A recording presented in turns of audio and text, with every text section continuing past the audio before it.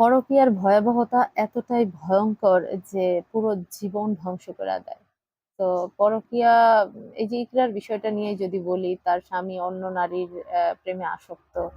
হ্যাঁ, তো ওই নারীরে আমি বলবো যে আহ, যেমনি হোক আপনারে ধরেন আলভি পটাইছে, আপনিও পড়ছেন।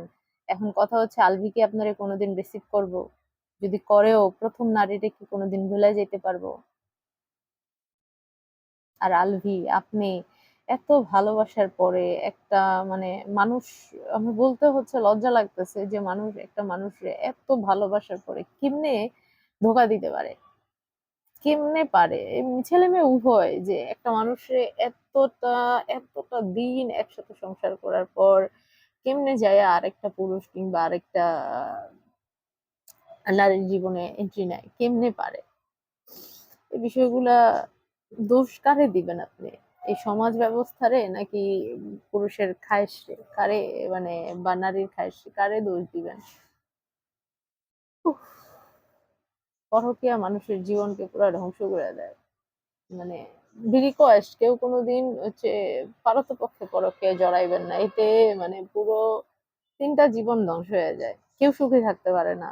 না এপার না ওপার, কেউ না, মানে শেষমেশ এই ইকরার মতন হয়তো এপারের কেউ আত্মহত্যা করে, নয়তো ওপারের কেউ আত্মহত্যা করে। সো জীবনটা আহ কারোর জন্য থেমে থাকবে না কোনোদিন, কিন্তু কষ্ট নিয়ে বেঁচে থাকাটা অনেক কষ্টের।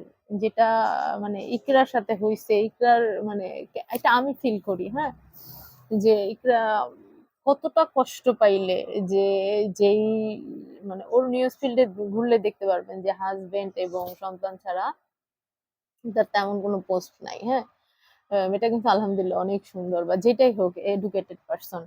তো ওর হাজবেন্ড এবং সন্তান ছাড়া তেমন কোনো তার কোনো মানে ইন্টেনশনই নাই, তো সেই জায়গায় তার হাজবেন্ড তারে এমন ভাবে ঠকাইলো। এই বিষয়টা সে কিভাবে মানবে?